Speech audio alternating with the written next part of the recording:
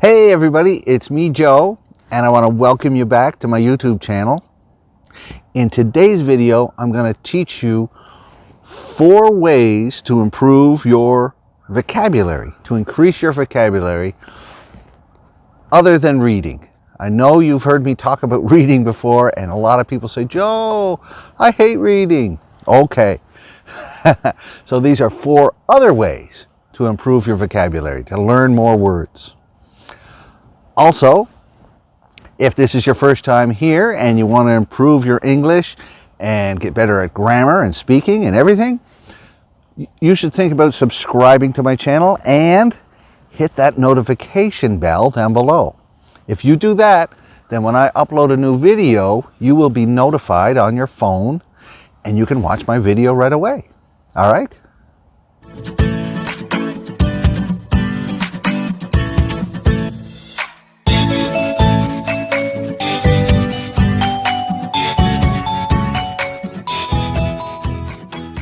Okay, everybody. So before I get into the 4 ways, I just want to tell you that personally, I believe that reading for fun every day is the best way to improve your English, all right, and improve your vocabulary. And a lot of people say reading for fun out loud is also an amazing way because you can also work on your pronunciation, okay? But this video is about other ways other than reading. So the first way that I want to talk to you about is listening to stories or conversations. Okay, so if you go online and you find websites or find YouTube channels that have a lot of stories or people talking, could be movie videos, you can listen to those things. All right, and these are good because you're going to listen to pronunciation, how words are pronounced. And you're also going to hear the context. And that's important. When you hear the context of how something is used, it can help you remember, all right? We use it in this way, all right? The second way that you can improve your vocabulary is with spaced repetition, all right? This is repeating things.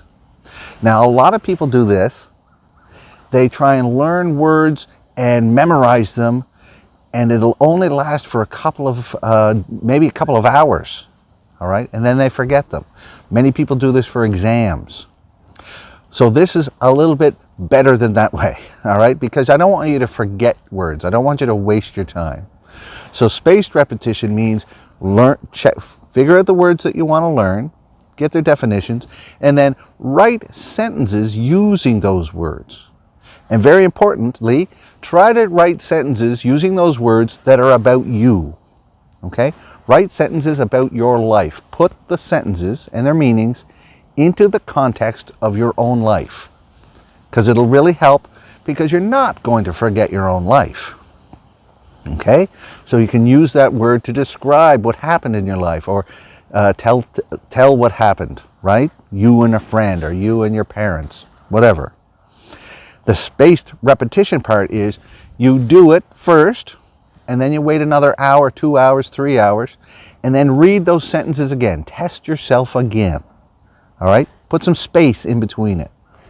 Then wait another day or 2 days. Then go over your list and your sentences again. Do it after 2 days. Do it after 4 days. Do it after 7 days. Then do it after 2 weeks. Do it after 3 weeks. Then go back in that original list and do it after a month. Do it after 2 months. Okay? This is called spaced repetition. And doing this will signal your brain that, hey, these are important things. I want to remember them. I want to put them into long-term memory. Okay? So that's the second way. All right? The third way that you can learn vocabulary, or you should study vocabulary, is by learning opposites. When you're learning a word, try to find out if there is an opposite to that word at the same time, all right? An antonym. This is important because this gives you another hook, right? A hook to link that word in your memory, all right? So you're writing sentences about your life. You repeat them, spaced repetition again and again, but also check out the opposite of that word, right? So it'll give you more information to try and remember and recall, okay? That'll keep it stronger in your mind. All right, now here is the last way to improve your vocabulary, and I do this one with my students, but you don't have to be in a class to do it. You can do it at home. A lot of times I get my students to tell me stories, all right? Give me an example of something. Tell me a story of when you did this. Tell me a story of when this happened to you, okay? And they think for a while, and then they start talking. And at that time, they have to stop. They pause a lot because they can't think of the right word to say. They know the story. It happened to them. But when they're telling it, they can only think of the story in their own language. So, for example, Korean or Japanese or Arabic or Spanish. They don't know how to say it in English. If I give them, then what I do is I give them 24 hours or 2 days. All right, I want you to go home. I want you to research the proper words to tell it. Then come back and tell me the story. Okay? This gives them more experience and more time to figure out which words they want.